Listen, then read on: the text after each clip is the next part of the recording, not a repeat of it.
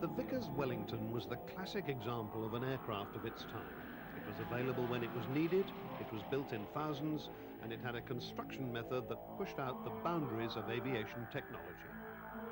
Huge numbers of RAF aircrew remember the Wellington with great affection, as the first and the most numerous Allied aircraft of the Second World War that was able to strike back at Nazi Germany.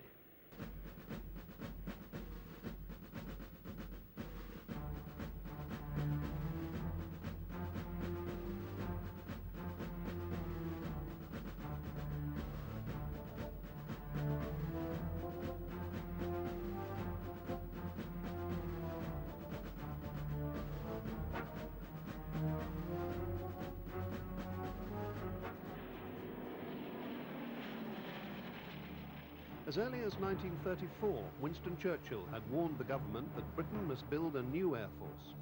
As Churchill had predicted, the German air force was close to achieving total superiority in design and quantity of aircraft.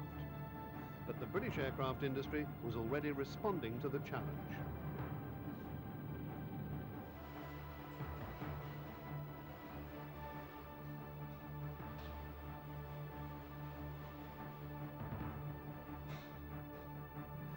Wallace had spent much of his early career designing and building airships. The pinnacle of his achievement in this field was the R-100. Built by Vickers and flew to Canada and back in 1929.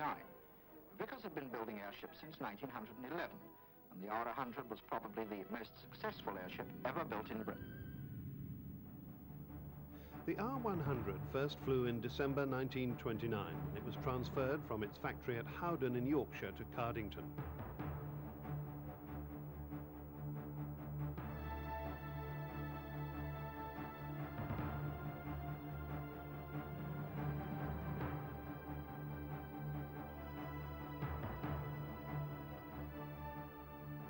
The following year, the great airship made a record flight to Montreal in Canada. It stayed in the air for 78 hours on the way out and 58 hours on the way home. It seemed that the R-100 had made airships a commercial reality. But the crash of the infamous government-built R-101 in 1930 finally put paid to the whole airship scene.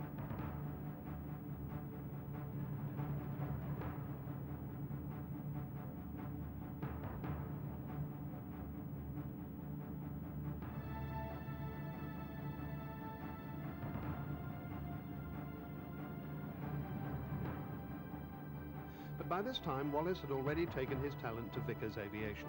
In 1930, he transferred to Weybridge as chief designer structures. His previous years of research into the use of light alloys and his lattice framework for the R-100 were good basics for working on aircraft.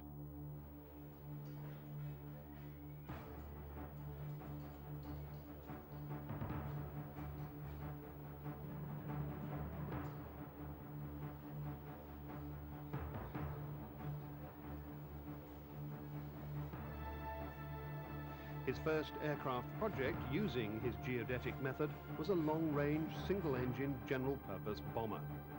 The Air Ministry had already placed orders for a biplane, but Wallace persevered with one of the monoplane designs as a Vickers private venture using that pioneering geodetic technique.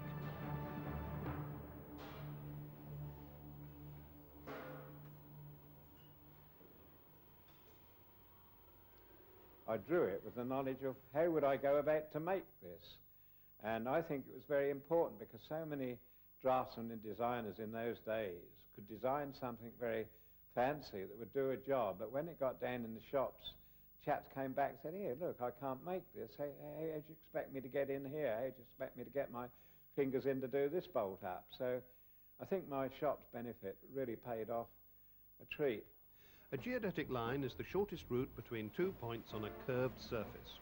The principle is well known to navigators plotting courses round the world. Geodetic structures accept stress and loads more easily and more quickly than normal airframes with their greater preponderance of metal sections. So geodetics give you greater strength without increasing the weight, something that designers have been striving for since the dawn of aviation 30 years previously.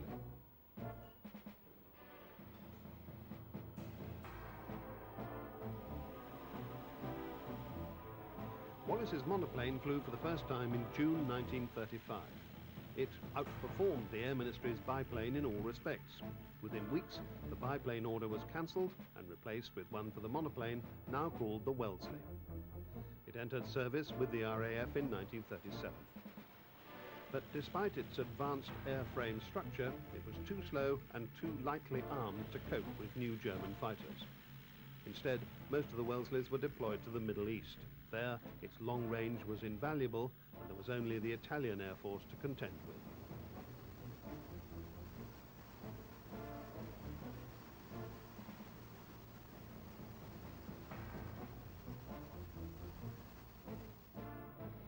However, in 1938, the RAF showed the great potential of long-range flights when two Wellesleys set up a record flying from Ismailia in Egypt to Darwin in Australia, a distance of more than 7,000 miles non-stop.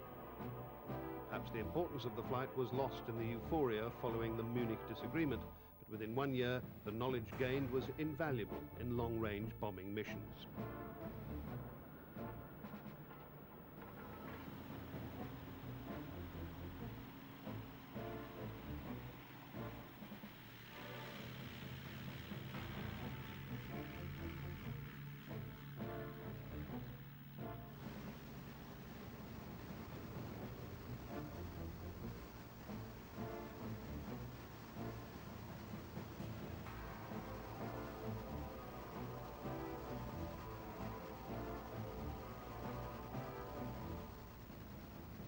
In 1932, the Air Ministry had issued a new specification for a heavy bomber. Its weight was restricted by the terms of the Geneva Disarmament Conference. But with Germany and Italy saber-rattling across the Channel, the specification was constantly revised to take in heavier and heavier designs. Wallace's geodetic design had proved that powerful engines could be added to a light airframe without restricting the load-carrying potential. The prototype Wellington flew for the first time on the 15th of June 1936. That was the start of an intensive flight trials program. The aircraft demonstrated a top speed of 245 miles an hour, a range of more than 3,000 miles, and a maximum bomb load of 4,500 pounds. The first test flight of the B932 was done at Eastleigh because it was considered that the runway at Brooklands wasn't really big enough to cope with it. It was done by Mutt Summers, who was the chief test pilot at the time, who incidentally also did the first flight on the Spitfire. One of the great test pilots, old Mutt. You could take his judgment for what was right as being right. And when he emerged from this first flight on the B932, I've heard him use the same phrase on other aeroplanes, and I gather he used it on this one. He said, "Take it away and don't do anything to it, it's all right." Later that month, the prototype was displayed at the Hendon Air Show. I'd come up from Devon just to see the new aircraft, and there was this lovely, silver, shining, large aircraft, which was so utterly new. I've been studying aircraft for a long time, and I knew the new aircraft were coming, and I came up there to see these great breakthroughs in design, which we knew would be part of the enlarged Royal Air Force. And the Wellington was quite outstanding. It was so different. It was silver. I think that in itself was a mark that put it aside from the other aircraft. But I remember it standing in the park there, and to me, it seemed so desirable. It was something that I would have thought anybody would want to fly. I thought it was then going to be the backbone of the Royal Air Force. The first operational Wellington was delivered to number 99 Squadron at Mildenhall in October 1938. By September 1939, the 8 squadrons of number 3 Group Bomber Command were equipped with Wellington Mark 1s and 1As, and they were ready for war. On the 1st of September 1939, Germany invaded Poland. At the spearhead of the invasion was the Luftwaffe with 1,600 aircraft. Meanwhile, the Air Ministry was concerned about speed of production.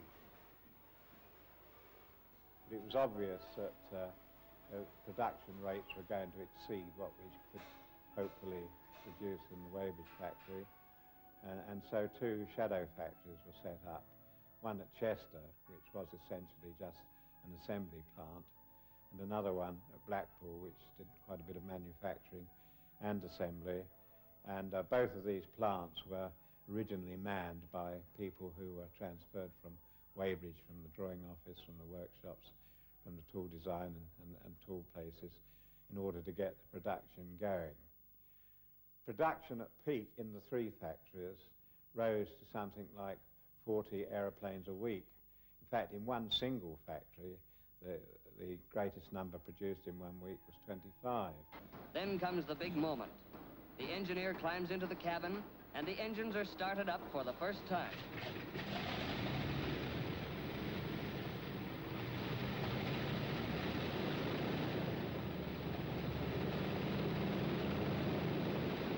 Everything has received its final test and okay, and the bomber is ready for the takeoff. It's full daylight and 10 minutes to 9 in the morning. 10 minutes short of an exact 24-hour day that the finished bomber is rolled out onto the tarmac adjoining the factory. The record is going to be really shattered and no mistake.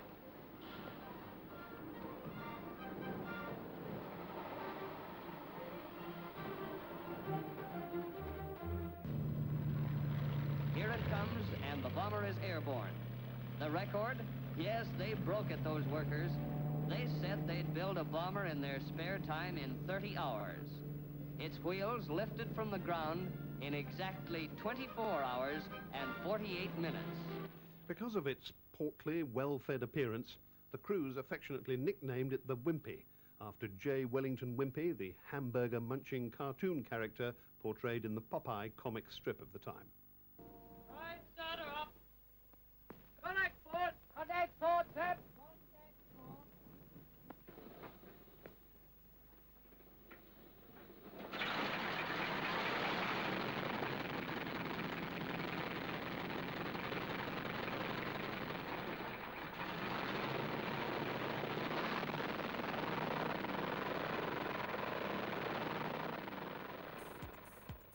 From the 4th of September, the bombers began dropping leaflets over Germany, appealing to the German population to give up their warlike ambitions before it was too late.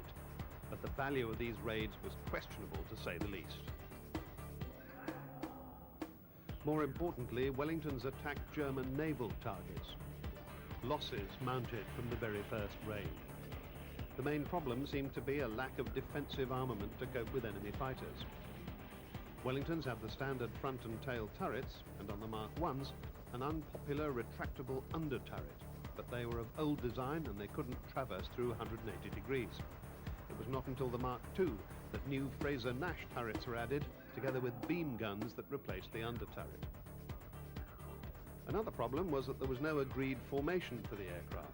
Individual pilots could choose where to fly.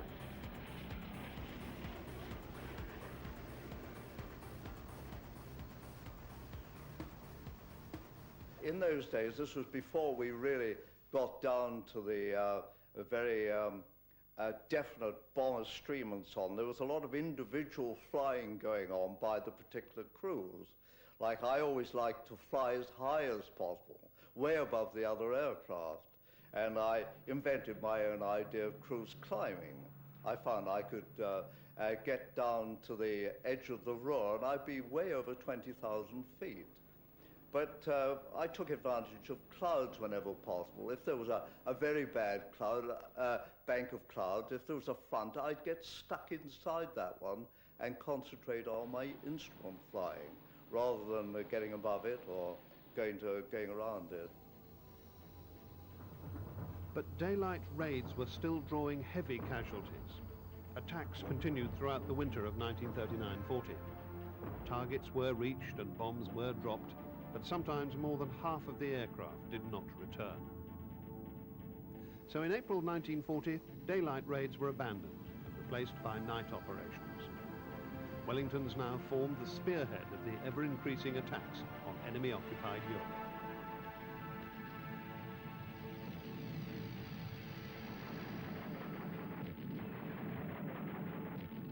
It also helped that Germany's night fighter force was still depending on pilots' eyesight rather than even the most rudimentary form of radar. Night operations brought their own problems for the bombers, though. Results showed that very few of the bombs were hitting their targets. It would be another 2 years before the introduction of radar navigation improved their accuracy. Bomb doors open. Bomb doors open. Left, left. Steady. Right. Steady. Steady at that.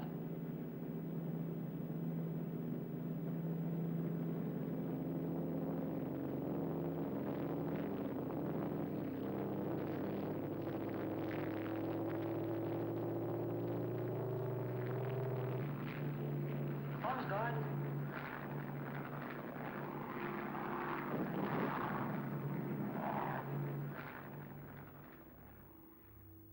The Wellington was always popular with the crews because its unique geodetic structure meant that it could sustain an amazing amount of damage and still remain airborne. But the geodetic structure itself was, of course, an unusual type of structure. It did mean that when the aircraft was hit by enemy fire and it could suffer very extensive damage and still be quite capable of holding itself together and flying. And there are many pictures about it of aircraft flying back to base with big lumps missing, canvas burnt away. There's one that I know well that shows the whole of the back end from the rear end of the tailplane, the rear end of the fin. There's no fin or no tailplane or rudder, elevator or rudder on it, and there's no rear gun turret, and yet it got back. Must have been a masterful piece of flying. Constant updating kept the Wellington in the front line until the end of 1943. One plus was its ability to fulfill any role demanded of it. One of its most important jobs was clearing the magnetic mines that had been laid along Britain's estuaries and coastlines.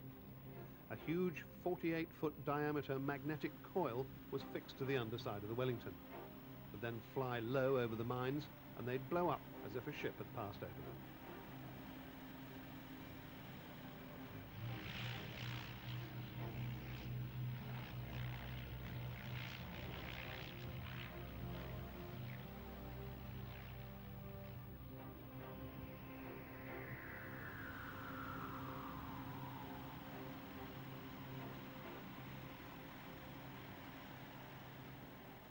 It worked by a simple process of a generator in the aeroplane being driven by a Ford V8 and this massive coil hung underneath.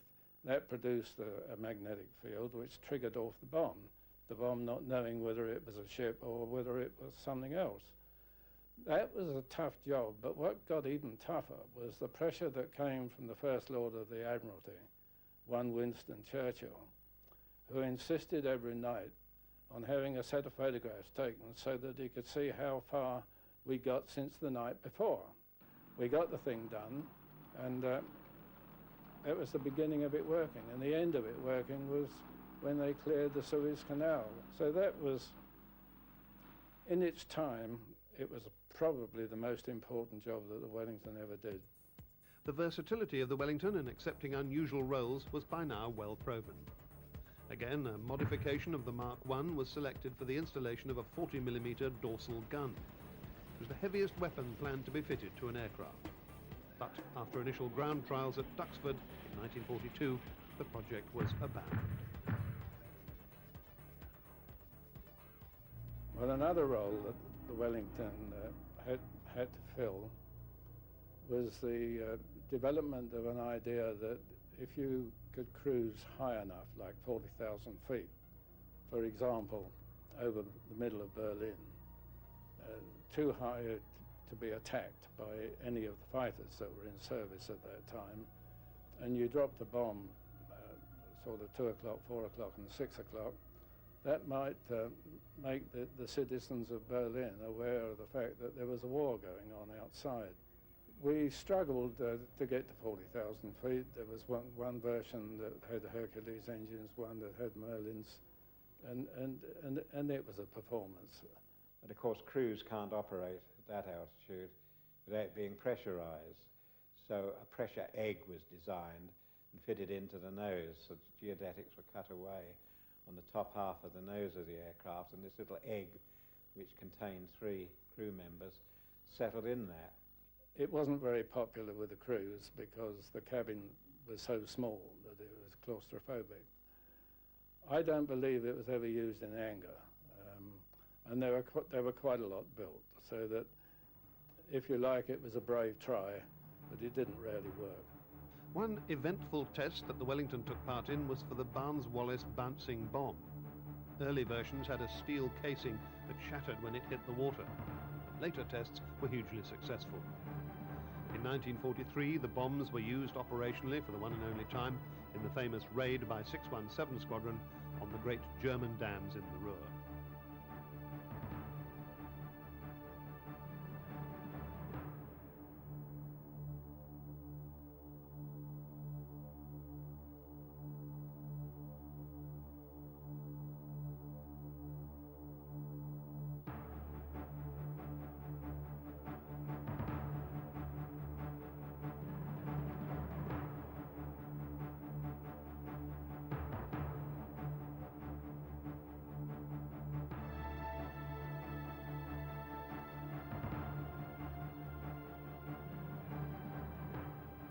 The versatility of the Wellington seemed to show no bounds. They were flown by every RAF command, apart from Fighter Command. They were used for troop carrying, for maritime reconnaissance, and even as glider tugs.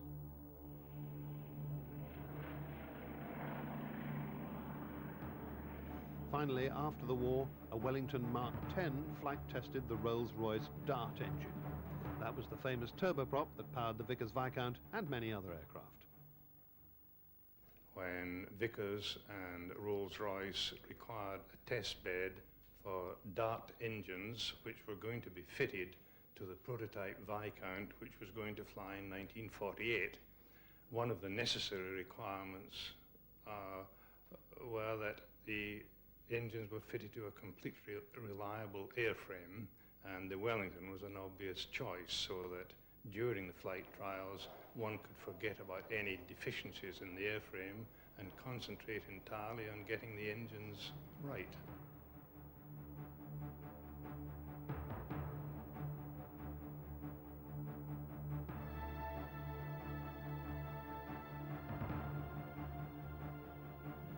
The ubiquitous Wellington earned a distinguished reputation for its multiple roles, and it holds a special place in the hearts of all those who flew it or who worked on it. But it wasn't the end of Wallis's geodetic designs.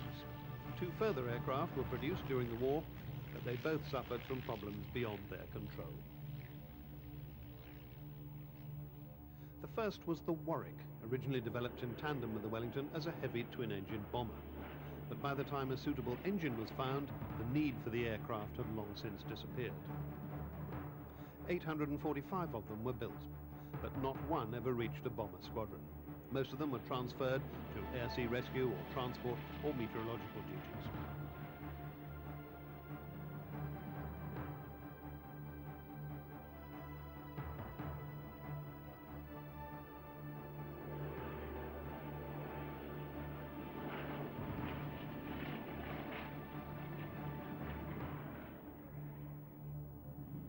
Second was the Windsor, which was a much more advanced aircraft.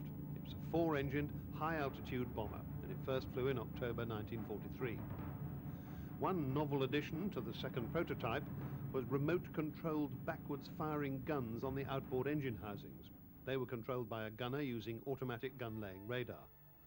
But development of the Windsor was still underway in 1945 when the war finished, and the entire production order was cancelled. Miraculously, a Wellington Mark 1A built in 1939 and forgotten for 40 years was found lying deep in the waters of Loch Ness in 1985. Wellington has now been lovingly restored by a group of dedicated volunteers at the Brooklands Museum at Weybridge.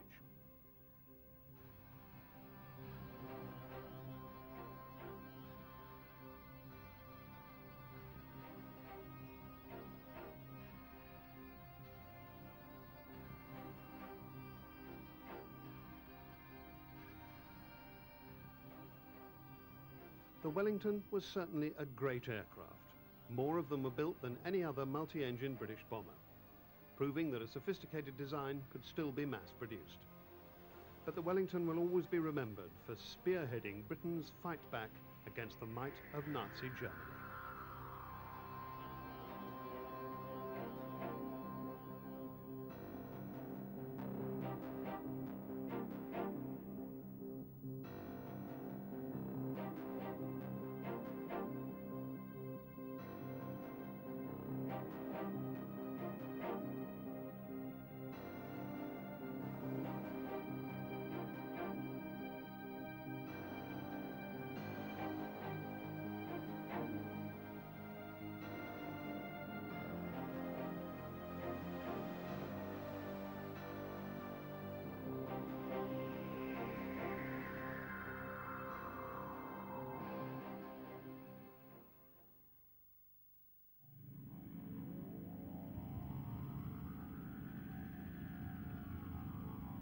The Bristol Blenheim has been described as the forgotten bomber. The Blenheim was virtually obsolete at the beginning of World War II, but it became the backbone of the RAF's light bomber force during the first 3 years of the war. In the 1980s and 90s, a restored Blenheim has succeeded in rekindling interest in this unique aeroplane, and its vital role has finally been acknowledged.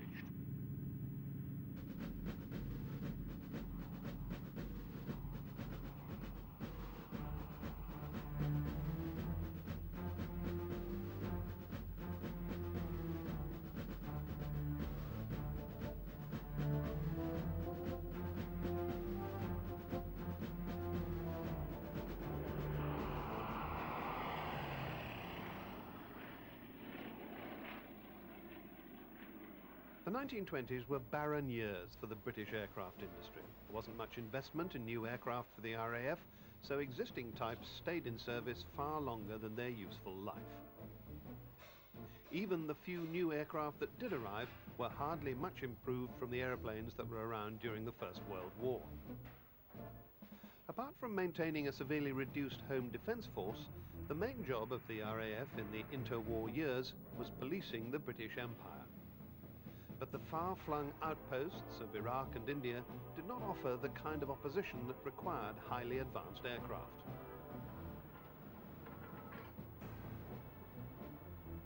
Aircraft like the Hawker Hart were more than adequate to cope with tribesmen.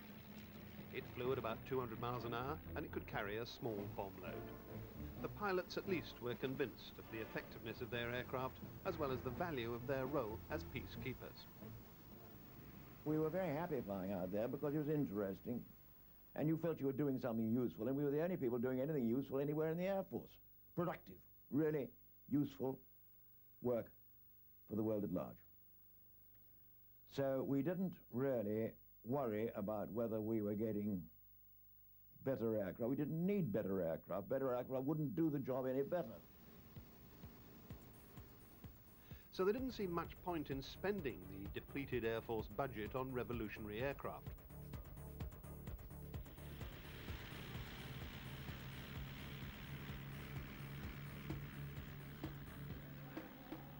Same thing applied to heavy bombers.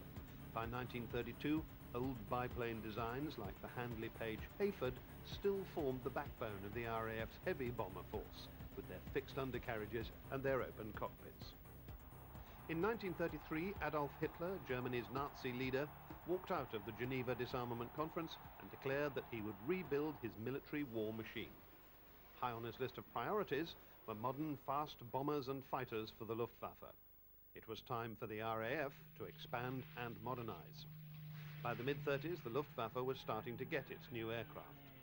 Soon the world would see such terrifying sights as a dive-bombing Stuka screaming towards the ground, dropping its bomb with pinpoint accuracy. During the Spanish Civil War, German bombers attacked defenseless cities, bombing and slaughtering indiscriminately.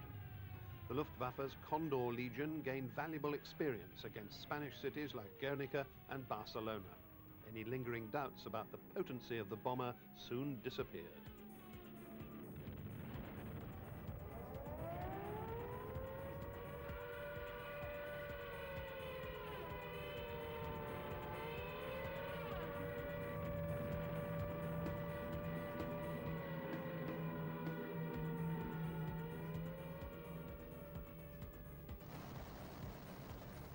In 1935, the RAF began to consider replacements for the Hart.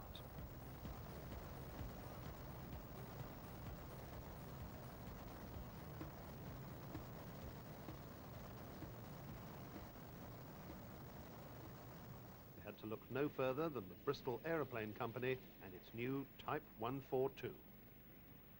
The Type 142 started off as a private order from Lord Rothermere, who then owned the Daily Mail. He wanted the fastest commercial aircraft in Europe. Bristol modified one of their existing designs, and what emerged was a 300-mile-an-hour aircraft. That was 50 miles an hour quicker than the RAF's fastest fighter, the Gloucester Gladiator.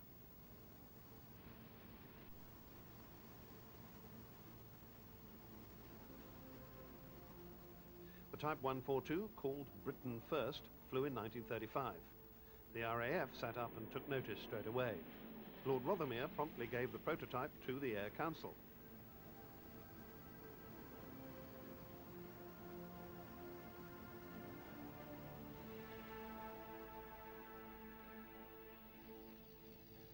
In September that year, the RAF ordered 150 of the new aircraft direct from the drawing board. Frank Barnwell's design team modified the civilian airliner, and it metamorphosed into a light bomber called the Bristol Blenheim. The Blenheim entered squadron service in March 1937. The service aircraft was heavier than the original, and that meant that the top speed was down to about 270 miles an hour. But still, the sleek lines and the powerful Bristol Mercury engines made it an object of desire.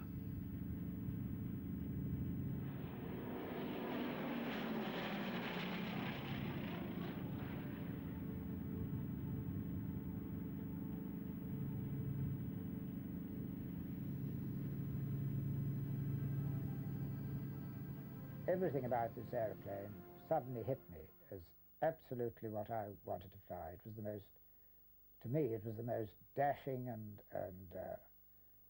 charismatic is the word they use now. It was in those days we said glamorous looking thing I'd ever seen. It was in daylight camouflage.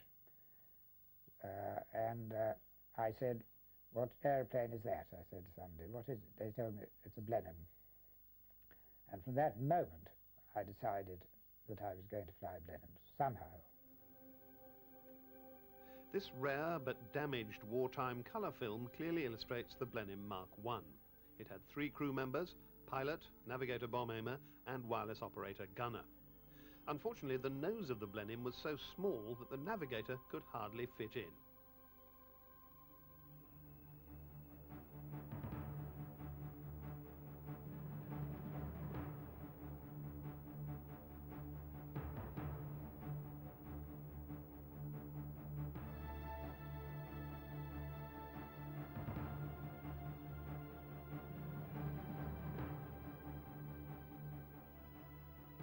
So when the next major development of the aircraft, the Mark IV, came along, it had an extended nose section to accommodate not just the navigator, but long-range fuel tanks as well.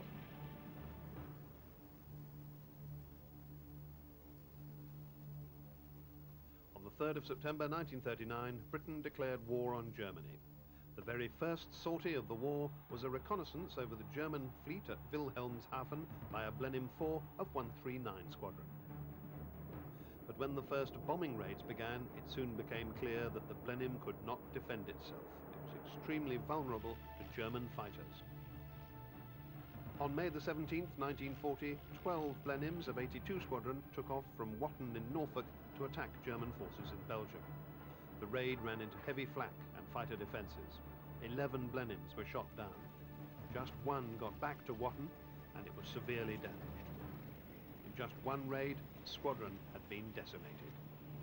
So on arrival at Watton, of course, we found the ground staff and so on very gloomy, as you can imagine. Morale out there was a bit shattered, to put it mildly. And I mean, it must have been pretty sobering to find that they sent a whole load of aircraft out and none came back. Things were a bit sort of fraught. They flew in new Blenheims for us and so on. And we wondered what in heaven's name was going to happen next. But soon afterwards, the squadron was reformed. On August the 13th, the crews were woken in the early hours of the morning for a briefing. They were ordered to attack an airfield at Aalborg in Denmark, which was a staging post for Luftwaffe raids on the north of England. This mission was typical of many that had gone before. The squadron, under the command of the recently arrived Wing Commander E.C. de Virac-Laat, took off in 2 flights of 6 aircraft each.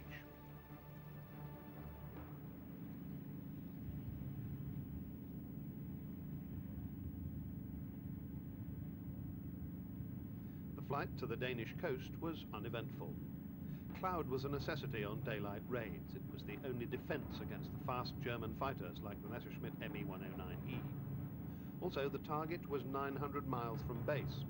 With the Blenheim's radius of action of no more than 1,000 miles, it was essential the aircraft should not have to do any evasive maneuvers. One of the things we'd learned about the Blenheim was that it was not really a very good fighting aeroplane. It carried a small bomb load, only 1,000 pounds when all said and done, which is not a tremendous weight of bombs.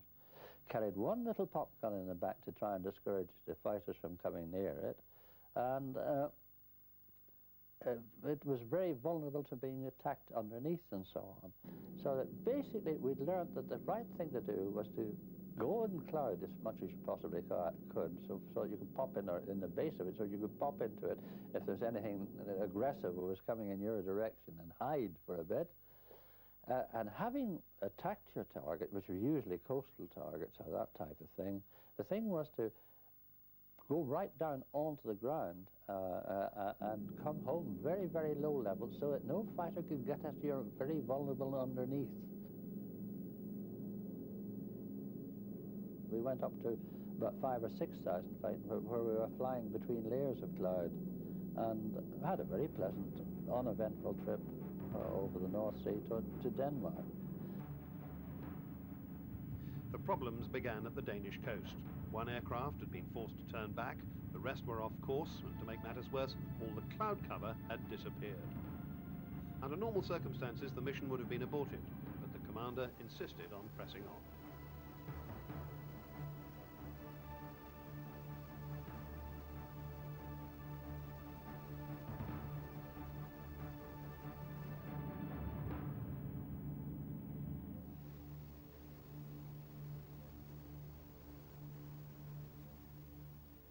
Frankly, my own personal view at the time, and I think a lot of other people's, was, without any cloud cover, and with this amount of land cover, we're not going to do it, we're not going to make an attack.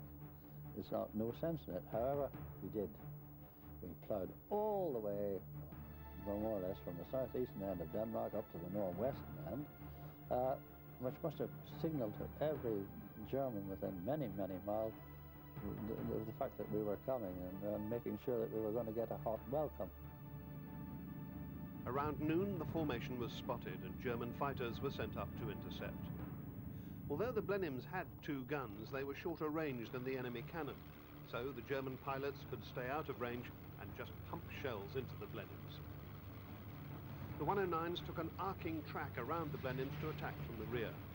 B flight was quickly shot to pieces until there was none left in the skies. Then the 109s turned their attention to A flight.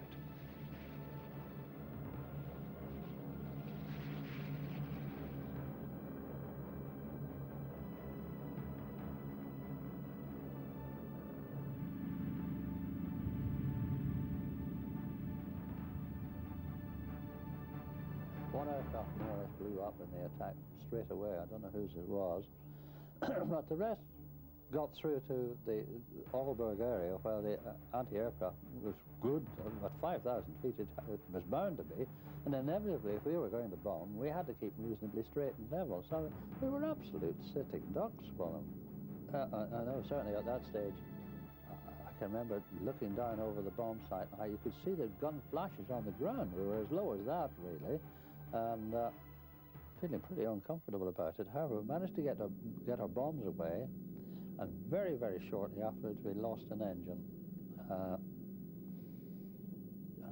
So I had a little plan made out in my mind, always being a great believer in having emergencies reasonably covered if possible. And I thought, well, Sweden's not very far away, and that's neutral. that wouldn't be a bad place to go if the worst comes to the worst. So I had talked to the pilot about it, and he'd heartily agreed with me that this was a good thought. However, it wasn't to be. We had fighters onto us as soon as we left the target area, and basically we then just were trying to, we were out of the formation, one engine on fire, and under attack. And in a very short time indeed, we lost the other engine.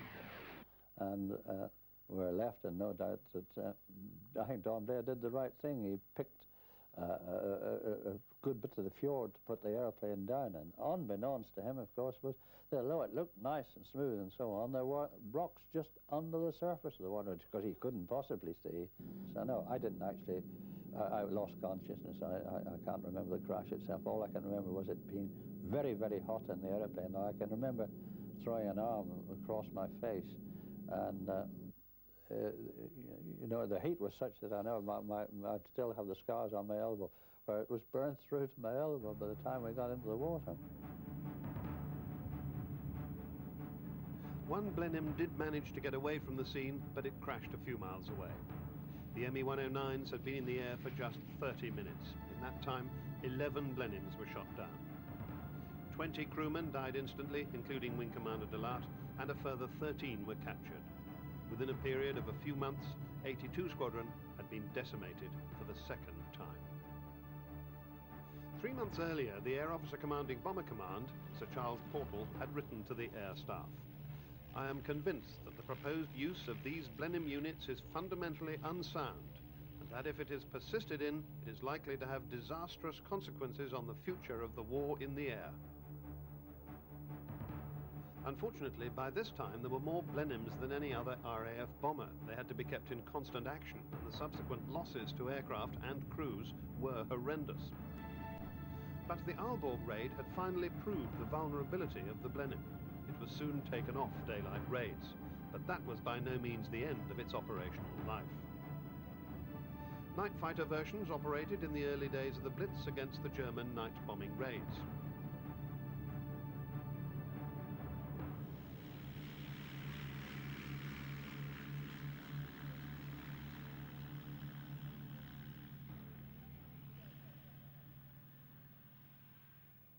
I did all the things of pressing the button, and then the silly lighter went into clouds.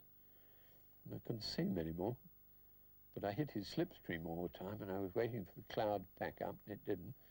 So I pressed the button continuously and waved up and down and sort of gave him a spray, hoping rather like you do with a 12 bore, if you're hitting at a flock of birds, if you can't see one, well, one might come down. Later marks of the Blenheim were the first aircraft to be fitted with airborne interception radar. Group Captain John Cat's Eyes Cunningham was amongst the first to fly these Blenheims. A very nice flying aeroplane. Whether it would be any good as a war machine at that time wasn't at all clear, but as a flying machine it was straightforward and very pleasant. The Blenheim continued in use in the squadron and was absolutely immensely valuable to lead us into the operation of the bow fighter. In 1940, Blenheims were attached to Coastal Command to attack German U-boats and shipping. These attacks were flown at very low level. The crews had almost no room for maneuver.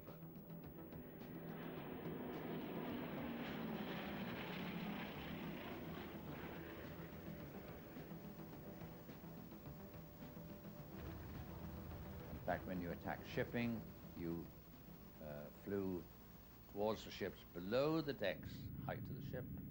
You pulled up over the mast, tossed the bomb into the side of the ship, and it had 11 seconds delay, which enabled you to be about 1,000 yards away when it burst. It was no good dropping it on top of the ship because it would just bounce off, and the fuse didn't go off for another 11 seconds. So you had to fly very low, pull up over the mast, and push down the other side.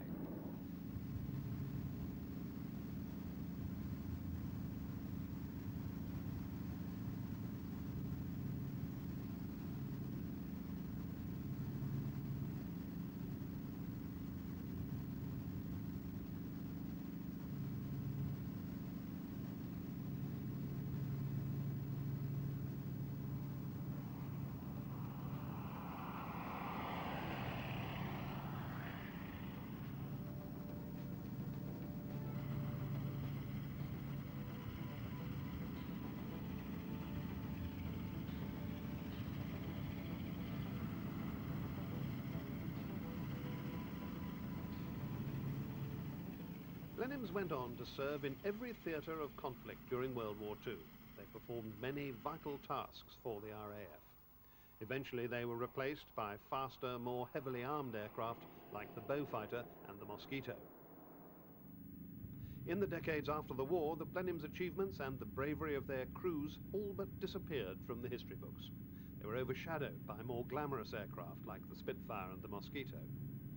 Nearly 2,000 Blenheims had rolled off Bristol's production line, but eventually not one was left in flying condition.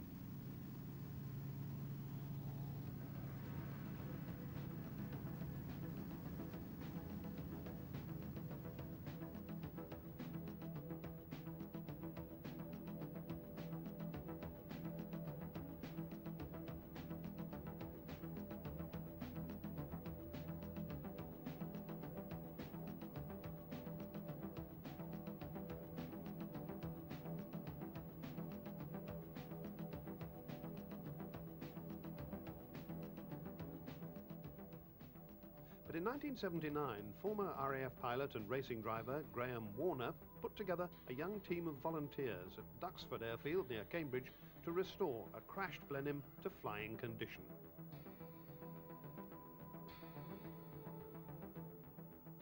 I discovered the Blenheim abandoned here in a hut at Duxford and thought it was such a shame that it was about to fade from the public view altogether that I determined to see the restoration right the way through to getting it back into the air. So I gathered together the team of volunteers and we started to restore this derelict hulk, which is really all that it was, back into a beautiful flying aeroplane. In the years that followed, they spent thousands of hours recreating this famous aircraft. The shortage of spares and materials caused them big problems. 7 years after they'd started, the Blenheim was rolled out for the first engine start. The team's years of hard work had paid off.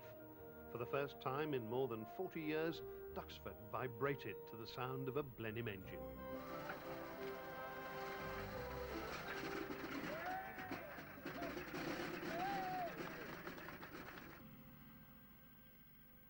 A few months later, on the 22nd of May 1987, the completed aircraft was towed out of the hangar for a momentous first flight.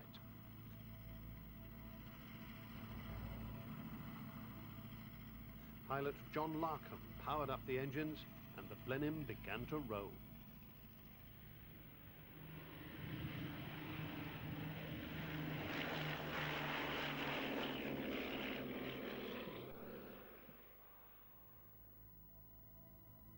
Just 1 month later, disaster struck. During a display at Denham Airfield, the pilot attempted an unauthorized touch-and-go landing in the Blenheim.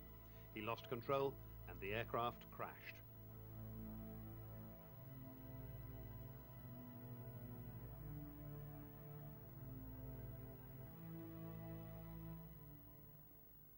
Miraculously, the 3 crew escaped injury, but the aeroplane was completely destroyed. Amazingly, the team of volunteers voted to restore another Blenheim. Most of the old aircraft parts were beyond repair, but they'd learnt valuable lessons, and this time the process of restoration was much faster. On the 18th of May 1993, another Blenheim took to the skies. The glorious sound of 2 Bristol Mercury engines tore through the quiet of Duxford Aerodrome.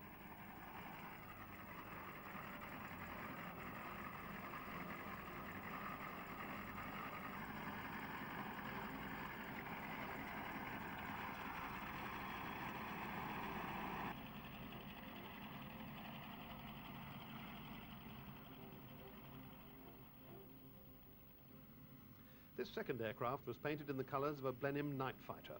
It was named Spirit of Britain First after the original prototype.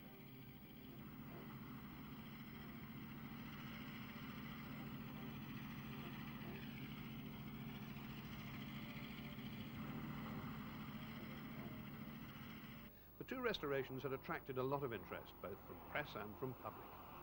The largely forgotten bomber and its courageous wartime crews were now getting the attention they deserved.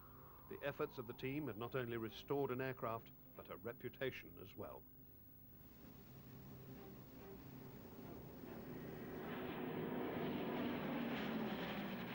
Blenheim has now become one of the most popular aircraft you can get at your flying display. In 1996, it got a new colour scheme.